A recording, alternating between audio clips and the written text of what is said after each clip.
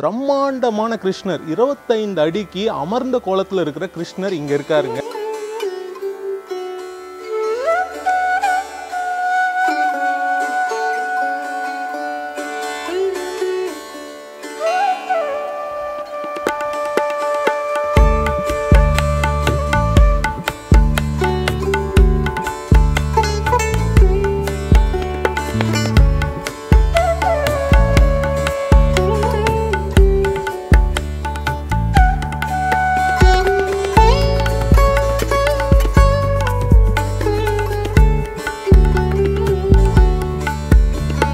Hi friends, நான் உங்க கணேஷ் ராகவ். இன்னைக்கு கிருஷ்ண ஜெயந்திங்க.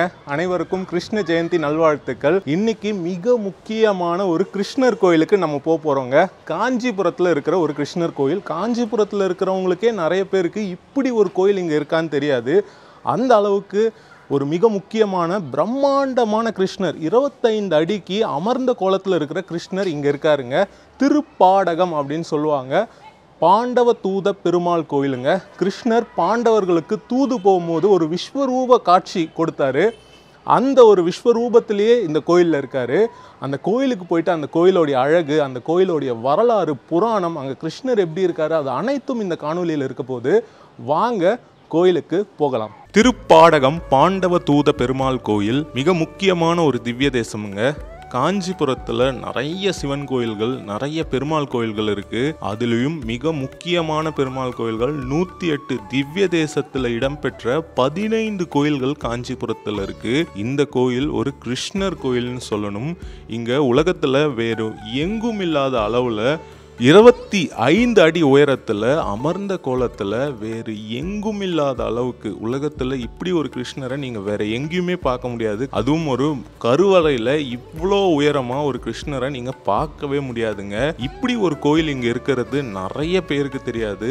இந்த கிருஷ்ண ஜெயந்தி நாளன்று இந்த கிருஷ்ணரை நிறைய பேருக்கு அறிமுகப்படுத்துறதுல நான் ரொம்ப சந்தோஷப்படுறேன். இந்த கோயில் நிறைய பேருக்கு தெரிஞ்சிருக்கும், தெரியாதவங்க தெரிஞ்சுக்கோங்க. இந்த கோயில் பற்றியான அனைத்து விவரங்களும் இந்த காணொலியில் இருக்க போது இந்த காணொலியை முழுமையாக பாருங்க. நிறைய பேருக்கு பகிரவும் செஞ்சிருங்க. பிடிச்சிருந்தா லைக் பண்ணிக்கோங்க. நம்ம சேனலை சப்ஸ்கிரைப் பண்ணலன்னா சப்ஸ்கிரைப் பண்ணிக்கோங்க. இப்போ நம்ம கோயிலுக்கு போகலாங்க.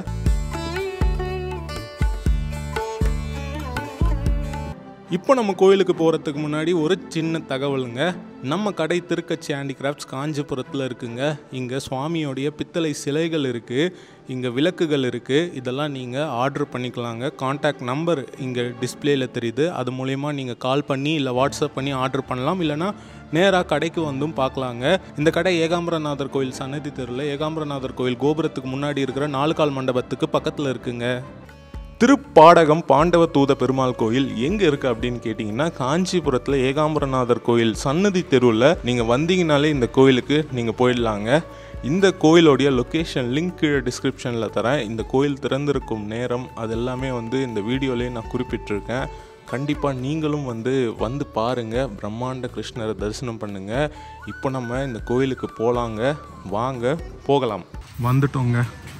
திருப்பாடகம் பாண்டவ தூத பெருமாள் கோயில் ராஜகோபுரம், 3 நிலை ராஜகோபுரம்ங்க.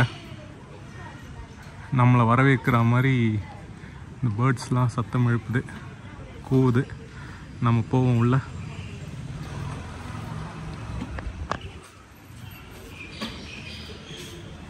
கோயில் திறந்திருக்கும் நேரம்.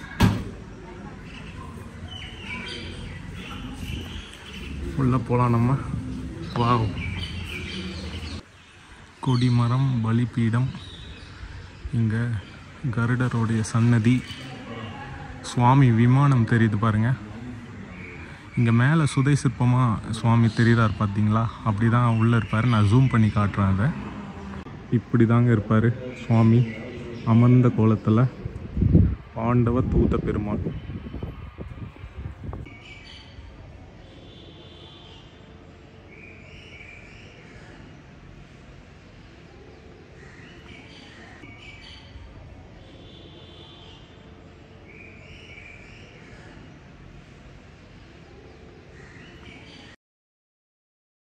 திருவாய்மொழி மண்டபம் அப்படின்னு சுவாமி சன்னதிக்கு இடது பக்கத்தில் இருக்குங்க இந்த மண்டபம். சுவாமி விமானம்ங்க. சுவாமியை தரிசனம் பண்ணிட்டோம். இந்த மண்டபத்துக்குள்ளே இந்த இடத்துல என்னென்ன சன்னதிகள்லாம் இருக்குன்னா, இந்த மண்டபத்துக்கு வலது பக்கத்தில் கார்னரில் விநாயகர் சன்னதி இருக்குது. அதுக்கப்புறமா எம்பெருமானர் அப்படின்னு சொல்லிட்டு ஒருத்தர் இந்த ஸ்தலத்தில் பிறந்தவர் அப்படின்னு சொல்லப்படுது. அவர் வந்து ராமானுஜர்கிட்ட 18 நாட்கள் வந்து வாக்குவாதம் தர்க்கம் பண்ணாராங்க. அது பண்ணிவிட்டு அதுக்கப்புறமா ராமானுஜருடைய சீடராக மாறிட்டாராம். அவருடைய சன்னதி, ஆழ்வார்கள் ஆச்சாரியர்களுடைய சன்னதி, அதுக்கப்புறமா சுவாமியோடைய விஸ்வரூப தரிசனம் நம்ம பார்த்தோங்க. இந்த விமானத்துக்குள்ளே பாண்டவ தூத பெருமாளாக இருக்கார். கையில் சங்கு சக்கரங்கள் இல்லாமல். இந்த கோயிலுடைய புராணம் என்ன, இங்கே எப்படி இந்த பாண்டவ தூத பெருமாள் வந்தார் அப்படின்னு கேட்டிங்கன்னா, இந்த ஊருக்கு இது ஆக்சுவலாக மகாபாரத காலகட்டத்தில் இந்த விஸ்வரூப காட்சியை வந்து கௌரவர்களிடம் பெருமாள் வந்து தந்தாருங்க. அது என்ன அப்படின்னு கேட்டிங்கன்னா, பாண்டவர்களுக்காக தூது போகிறாரு. அப்போது துரியோதனன் வந்து கிருஷ்ணரை கவிழ்க்கணும்னு சொல்லி ஒரு பெரிய பள்ளம் தோண்டி அது மேலே வந்து மூங்கில் சாரம் செஞ்சு அதுக்கு மேலே ஆசனத்தை வச்சு அதில் கிருஷ்ணரை அமர வச்சு அந்த பள்ளத்துக்குள்ளே விழ வைக்கலாம் அப்படின்றது தான் துரியோதனனுடைய அந்த சூழ்ச்சி. அதில் கிருஷ்ணர் அந்த சூழ்ச்சியை தாண்டி விஸ்வரூப தரிசனம் அங்கே கொடுத்தாரு. கையில் சங்கு சக்கரம் கொண்டு போல, ஏன்னா வந்து அவர் வந்து தூதனாக போனார் சண்டைக்கு போல். அந்த ஒரு விஸ்வரூப தரிசனத்தை ஜனமே ஜெயன் அப்படின்றவர், அவர் வந்து பாண்டவர்களுடைய வம்சாவளியில் வந்தவர், அவரும் அரித்த முனியும் இங்கே வந்து வேண்டிக்கிறாங்க, தவம் இருக்காங்க. அவங்க 2 பேருக்காக இங்கே அந்த பாண்டவ தூத பெருமாளாக விஸ்வரூபமாக 25 அடியில் வேறு எங்கும் இல்லாத ஒரு அளவில் அமர்ந்த குளத்தில் இங்கே பெருமாள் காட்சி தராருங்க. இந்த விமானத்துக்கு கீழே தான் பிரம்மாண்ட கிருஷ்ணர் இருக்கார், பாண்டவ தூத பெருமாளாக. பிரம்மாண்டமான விமானம் பாருங்க. அங்கேயும் வந்து கிருஷ்ணர் இருக்கார். சக்கரம் இருக்குது பாருங்கள் அந்த விமானத்துக்கு கீழே. அற்புதமாக இருக்குது. இந்த கோயில் வந்து பல்லவர்கள் ஆட்சி காலத்துலேருந்தே இருக்குன்ற நம்பிக்கை இருக்குங்க. 6ஆம் 7ஆம் நூற்றாண்டுலேருந்தே இருக்குன்ற நம்பிக்கை இருக்குது. சோழர்கள், விஜயநகர அரசுன்னு பல மன்னர்கள் இங்கே திருப்பணிகள் பண்ணியிருக்காங்க. இங்கே சோழர் காலத்து கல்வெட்டு குறிப்புகளும் இருக்குது. நம்ம போய் அதெல்லாம் பார்க்கலாம். இது ருக்மணி தாயார் சன்னதிங்க. அவங்களையும் நம்ம போய் தரிசனம் பண்ணலாம். ருக்மணி, இங்கே கிருஷ்ணருன்றதுனால தாயார் பேர் ருக்மணிங்க. இந்த திருக்கோயில் ஆழ்வார்களால் மங்களாசாசனம் செய்யப்பட்ட திருக்கோயில். 108 திவ்ய தேசம்னு குறிப்பிடுறாங்களே அப்படின்னா என்ன, அதை ஏன் 108ன்ற வரையறைப்படுத்துகிறாங்கன்னா, 12 ஆழ்வார்கள் அந்த கோயிலை பற்றி பாடினதுனால, அங்கே இருக்கிற பெருமாளை பற்றி பாடினதுனால அது திவ்ய தேசங்களாக மாறி இருக்குங்க. அப்படி 4 ஆழ்வார்கள், திருமங்கை ஆழ்வார், பேயாழ்வார், பூதத்தாழ்வார், திருமஷி ஆழ்வார்னு 4 ஆழ்வார்கள் இந்த பெருமாளை பற்றி பாடியிருக்காங்க. அதனால் இந்த கோயில் ரொம்ப பழமையான கோயில் அப்படின்னு நம்பப்படுதுங்க. இந்த ஆழ்வார்களுடைய காலகட்டம் என்ன அப்படின்னு கேட்டிங்கன்னா, 5ஆம் நூற்றாண்டுலேருந்து 9ஆம் நூற்றாண்டு அந்த காலகட்டத்தில் இந்த 12 ஆழ்வார்கள் இருந்திருப்பாங்க அப்படின்ற ஹிஸ்டோரியன்ஸ் அவங்க எவிடன்ஸோட சொல்கிற விஷயம் இருக்குங்க. ஆனால் நம்பிக்கை ரீதியாக முதல் 3 ஆழ்வார்கள் யுகங்கள் தாண்டி இருக்கிறாங்க அப்படின்ற நம்பிக்கை இருக்குங்க. இதில் பூதத்தாழ்வார், பேயாழ்வார் இந்த பெருமாளை பற்றி பாடியிருக்காங்க, இந்த கிருஷ்ணரை பற்றி பாடியிருக்காங்க. இந்த ஹிஸ்டோரியன்ஸ் எவிடன்ஸ் படியே இந்த முதல் 3 ஆழ்வார்கள் 5ஆம் 7ஆம் நூற்றாண்டுக்கு உட்பட்ட காலகட்டத்தில் இருந்திருப்பாங்க அப்படின்ற நம்பிக்கை இருக்குங்க. இதன்படி இந்த கோயில் மிக பழமையான கோயில். அதாவது பல்லவர்கள் ஆட்சி காலத்திலேருந்தே இந்த கோயில் இருந்திருக்கோங்க. அதன் பிறகு சோழர்கள், விஜயநகர அரசுன்னு நிறைய பேர் இந்த கோயிலுக்கு திருப்பணிகள் பண்ணியிருக்காங்க. இங்கே சோழர் காலத்து கல்வெட்டு குறிப்புகளை உங்களால் பார்க்க முடியுங்க. 1ஆம் குலோத்துங்க சோழன், 2ஆம் ராஜாதிராஜ சோழன் இவங்களுடைய கல்வெட்டு குறிப்புகள் இருக்குது. அந்த கல்வெட்டு குறிப்புகளில் இந்த கோயிலுக்கு 32 பசுக்களை விளக்கரிக்க தானமாக கொடுத்துருக்காங்க. இங்கே 1 பைசா வட்டிக்கு நிலத்து மேலே கடன் கொடுத்துருக்காங்க. அதற்கான கல்வெட்டு குறிப்புகள் இங்கே இருக்குது. அது மட்டும் இல்லாமல் மலர்களை இங்கே பக்கத்தில் இருக்கிற ஓர் இருக்கை, இப்போ ஓரிக்கைன்னு சொல்லுவாங்க, அந்த இடத்துல இருந்து கொண்டு வந்ததுக்கான கல்வெட்டு குறிப்புகள் இருக்குது. மட்டும் இல்லாமல் இங்கே வேலை செஞ்ச பட்டர்களுக்கு காசு கொடுக்கப்பட்டிருக்குங்க. அதாவது 2 களஞ்சி பொன், 2 மஞ்சாடி பொன் வந்து இங்கே வேலை செஞ்ச பட்டர்களுக்கு குலோத்துங்க சோழர் ஆட்சி காலத்தில் கொடுக்கப்பட்ட கல்வெட்டு குறிப்புகள் இங்கே இருக்குங்க.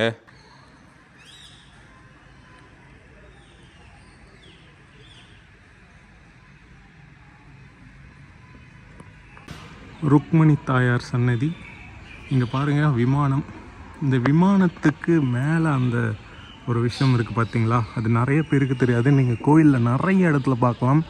சுவாமிக்கு மேலே இந்த மாதிரியான இடத்துலலாம் இருக்கும். அது பேர் வந்து கீர்த்தி முகம்ங்க. இங்கே இந்த கீர்த்தி முகம் ரொம்ப அற்புதமாக வந்து இந்த விமானத்தில் காமிச்சிருக்காங்க.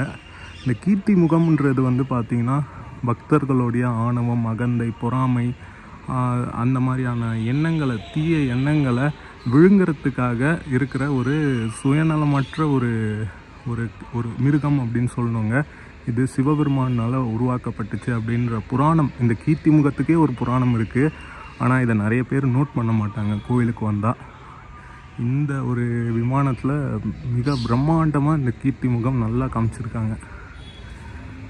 தாயார் சன்னதிக்கு முன்னாடி 2 யானைகள்.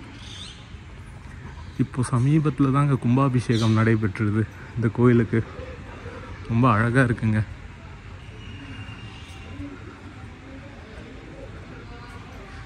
பாருங்கள், பழமையான ஒரு திருக்கோயில். மணக்கற்கள்னால் கட்டப்பட்டிருக்கு பாருங்கள். இந்த மணக்கற்கள் பல்லவர்கள் காலத்தில் அவங்க ஃபுல்லாக கட்டி முடிச்சிட்டாங்க. அதுக்கப்புறமா அந்த கல் எங்கேருந்து எடுத்தாங்க, எங்கேருந்து இந்த கல்லெல்லாம் வந்து அவங்க தேர்ந்தெடுத்தாங்கன்ற ஒரு தடையுமே இல்லாத அளவுக்கு எல்லா மணக்கற்களையும் அவங்க யூஸ் பண்ணிட்டாங்கன்னு சொல்லணும். அந்த அளவுக்கு பல்லவர்கள் காலத்துக்கு அடுத்து மணக்கற்கள் பயன்படுத்தலை.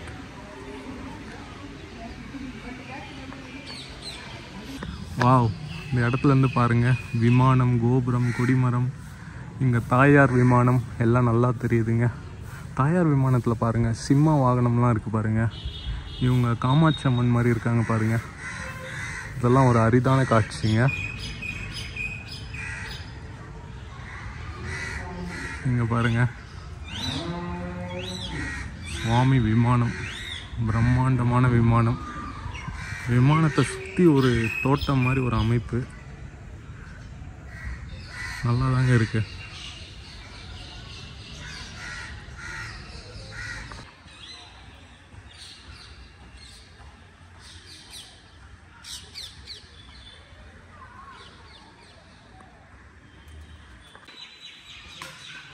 வாவ், அற்புதமாக இருக்குங்க.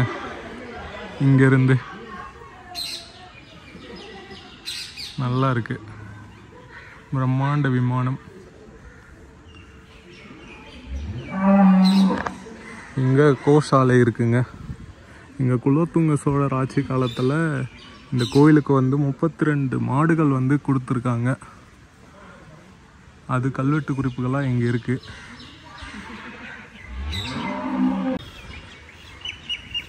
உங்களுக்கு வீடியோவில் பார்க்க எப்படி இருக்குன்னு தெரிலங்க. பிரம்மாண்டமாக கருங்கல்லில் வந்து நல்லா வந்து கட்டியிருக்காங்க.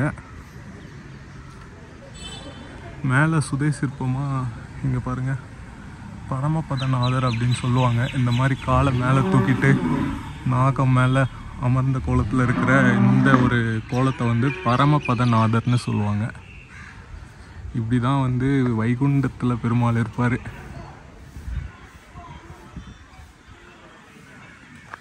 நம்ம அப்படியே போவோம். இங்கே சக்கரத்தாழ்வார் சன்னதிங்க.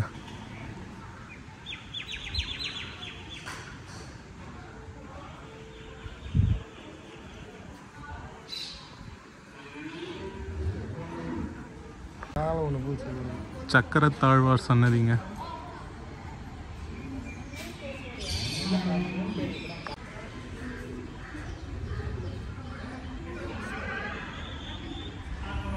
குளம்ங்க, கோயில் திருக்குளம் கோயிலுக்குள்ளவே இருக்கு.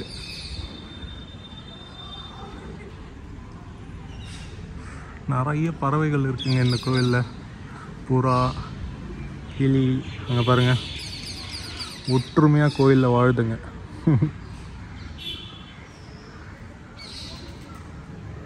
இது கிருஷ்ணர் கோயில் அப்படின்றதுனால ரோகிணி நட்சத்திரத்தை சார்ந்த நபர்களுக்கு இது ரொம்ப முக்கியமான ஒரு கோயிலாக இருக்குங்க. இங்கே இந்த கோயிலுக்கு அவங்க வர்றதுனால அவங்களுக்கு நிறைய நன்மைகள் வரும் அப்படின்ற நம்பிக்கை இருக்குங்க. ஃப்ரெண்ட்ஸ், பார்த்துருப்பீங்க இந்த பாண்டவ தூத பெருமாள் கோயில் திருப்பாடகம் 108 திவ்ய தேசங்களில் ஒன்று. பேயாழ்வார், திருமங்கை ஆழ்வார், திருமழிசை ஆழ்வார், பூதத்தாழ்வார்னு 4 ஆழ்வார்கள்னால மங்களாசாசனம் செய்யப்பட்ட அற்புதமான திருக்கோயில். குலோத்துங்க சோழர் ஆட்சி காலத்து கல்வெட்டு, ராஜாதிராஜ சோழர் ஆட்சி காலத்து கல்வெட்டு குறிப்புகள் இங்கே இருக்குது.